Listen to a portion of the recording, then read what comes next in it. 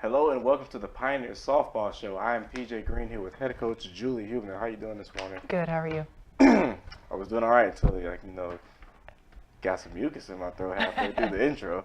But heading into last week, going in there 12-6, first few games in SAC, going on the road to Catawba. What was the mindset going down to Salisbury? Certainly think we were prepared for it, and I thought confidence kind of was bred through the doubleheaders with UVA Wise and Bloomsburg offensively. But I think once we got out there, it was kind of first game jitters, being that it was conference play, and I think we made the moment a little bit bigger than it needed to be. But again, still played two good games. We just did not come out on top. Right. First game kind of went tit for tat. Like, it was kind of a chess match the whole game. They score one, we score one, then they score one in the sixth inning, and we just cannot answer in the seventh. Yeah, we got the tying run on. Again, we just didn't get the key hit when we needed it, but left some people on base earlier in the game. And I think the biggest thing for us moving forward is we've got to find a way to scratch those runs in, cash those runs in early to kind of put it out of reach for the other opponent. Right, and I think that's what y'all kind of tried to do in the second game was kind of the same thing. Well, it was 2-1 in the first inning, and then get tied up 3-3 and have to go on the extras. Then you go up 5-3, 6-3 in the ninth inning. Well, 5-3, yeah. 5-3, and then they just go on a rally in the bottom of the ninth. They did, and I think that's with our conference. Like I said last week, the parity of things is everyone is really, really good, and you can win any game or lose any game. And I think where we are now in our season, we cannot have some of the inopportune errors that we're making, and they're routine plays. So we've got to clean that up on the defensive side, and I think doing that, those two games are wins. But again, we've made some key errors in certain spots that cost us games, and we have to learn how to finish and kind of grow up quickly and mature and just learn from our mistakes and move forward. Right, and I think that's a big thing with softball compared to like baseball. It's like so much can happen in one game because like the field's like so much more compact, right? And it's such more quick pace that like against Anderson it goes from 4-0 to 10-4, right?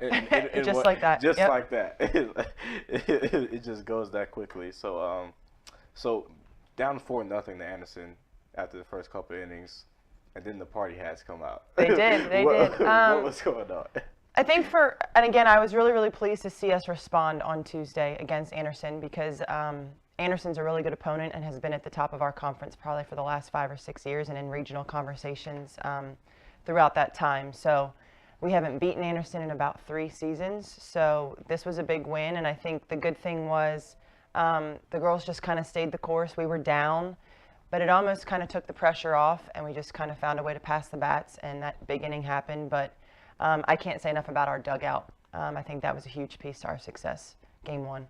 Definitely, I thought the energy was the most important part because I couldn't be on the mic that game, so I was just watching in the stands. I'm just like, right. This is my first time like seeing the madness, just from a spectator point of view. I'm like, we got Twizzlers, we got party hats, we got like kazoos, right, we right. just got everything. I'm like, this is a New Year's party, it's a softball game. Yeah. And I think for our team, the looser they are, the better they play. So whatever they need to do to get themselves in that mindset to play loose and free, I'm all for. So definitely. And I thought that big inning really took the pressure off of Ivy and the infield. It did. And we were playing on a harder infield. We had, it's been a nice dry 2 weeks, so the infield's kind of a little bit harder than it usually is. So balls are playing a little bit more challenging for the infielders. And obviously Ivy's a down ball pitcher, so the infield was getting a lot of work. But I thought she had 2 struggling first innings just to kind of find the zone and where she wanted to throw her balls. But once she settled in and found kind of the umpire's zone and where she was going to be most effective with their hitters, she did a really, really nice job through the last 4 innings of the game. Right. I think that's one of the underrated things as a pitcher that people don't really think about is, like, it's a duel between the pitcher and batter. Right. But it's also a duel between pitcher and the umpire strike zone. Exactly. Because not every umpire is the same strike zone. Right. So, I can't say enough about her, and I just think it was really gritty. She got really tough for us and got some really big outs when we needed it. Definitely. And these highlights going to go forever just because it was so much going on in this inning. Yeah. And most of these runs were with 1 out. That was the amazing part about it. Yep, and I think we've been really working on just passing the bat, having a good mentality, and finding a way if there's a runner on, getting her over, getting her in scoring position. And we kind of started that rally with, we got the key hit with the triple with Tebe leading off, but Grayson Brown came in, got a really crucial sacrifice bunt down just to get things started. And again, just kept putting the ball in play to pass the bat down to Hess, who came up huge with the grand slam. Right, the grand slam.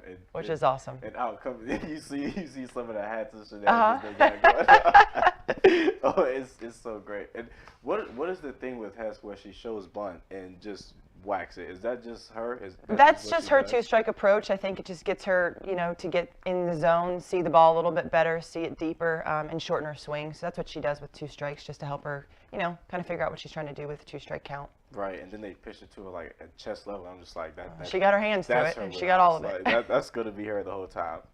And so I feel like the second game, like the energy kind of like fell out, or like something happened. Well, like we scored in the first inning, but we just couldn't keep those runs going. And Anderson got on the rally, and we just. I think the biggest thing with conference play is you've got to get out to a fast start. And the first inning of game 2, we get a person on, make a mistake, she gets to third, and then a routine just ground ball out. We've got to get the out at 1 because we're playing, a little bit deeper on a harder infield, and a run scores, which is an unearned run, which should have never scored. So, like I said, if we can clean up the small mistakes and not put ourselves in that position, I think it's a different conversation. And it was 1-1 for a while, and then we had second and third one out, and we just did not get the key hit. And that's going to happen sometimes, but I think if we can cash those runs in early, now it's a 3-1 ball game going into the 5th instead of 1-1, and now the momentum kind of shifts. Right. Oh, that's just the thing, just staying in the game and just making sure that you have a chance to come back. But that's how softball goes sometimes. 13-9, Pioneers now 1-3 in the sack. We'll be back with the Pioneers Softball Show. Ready, set, go to Johnson City Toyota, where new Tacomas start at $309 a month with 0 down. Drive the all-new RAV4 for $209 a month or save over $4,000 on Highlander. See more great deals at johnsoncitytoyota.com.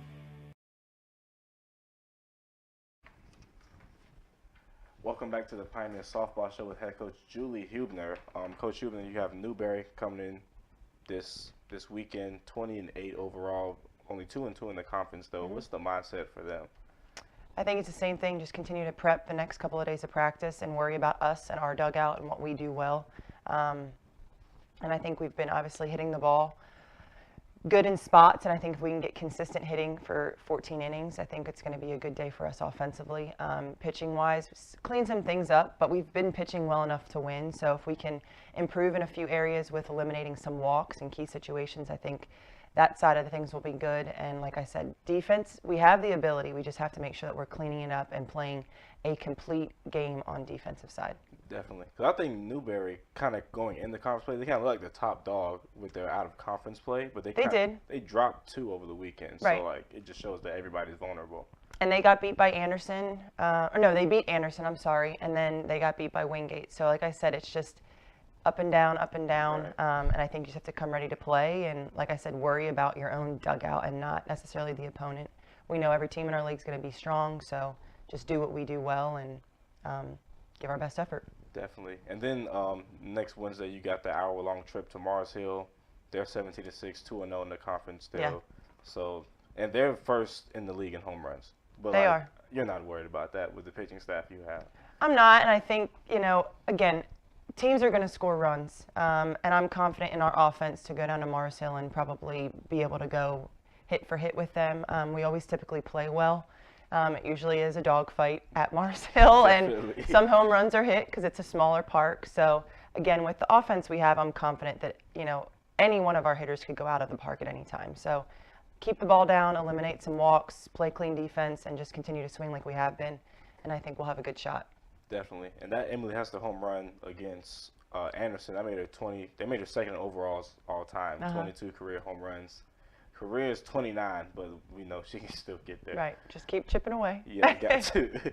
I think a big thing with the pitching staff is Ivy Richardson. She's ninth in the sack with a 2.39 ERA, and she's leading the team after only pitching about 8 innings last year. Right. So what's kind of been the transition for her coming into her own? I think Ivy's a really hard worker, very level-headed kid and doesn't get too high or too low. She just does what she's told to do, and when she's called upon, she's going to give her best effort. But she's worked really hard in the off-season through our fall and into the month of January. I think over the summer as well, just getting stronger. But I think she kind of now knows what the conference is all about and kind of saw last year what the level of talent and the hitters were going to be as a freshman.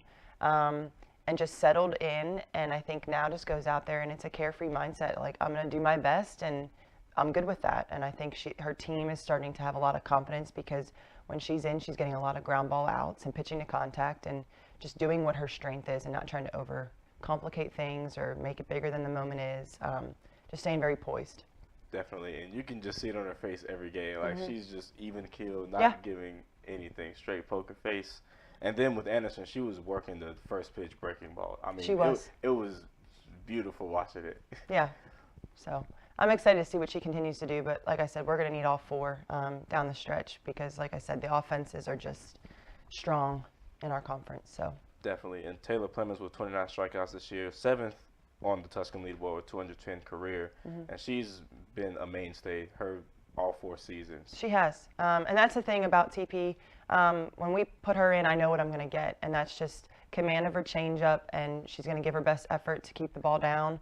And I think the biggest thing for her is her defense has gotten better. She made a couple of really nice plays on Tuesday. I think one was off the ground, backhand going towards the shortstop position. So she's a fighter, and she's going to continue to get better and settle in as we go through the season. So I'm excited to see what she does for her final year. Definitely. All right, last thing. Do the party hats go on the road? Yes, for sure. They go everywhere. They're going to buy some more. Yeah. Oh, I can't wait. And we played a little football the other day. So oh, yes. A little football, a little volleyball. I did miss the pregame. Volleyball, too? Yes, we had a little pepper going, so. Oh. Head coach Julie Huebner with Pioneer Softball. Do not miss the pregame volleyball and football and the party hats this weekend in Newberry.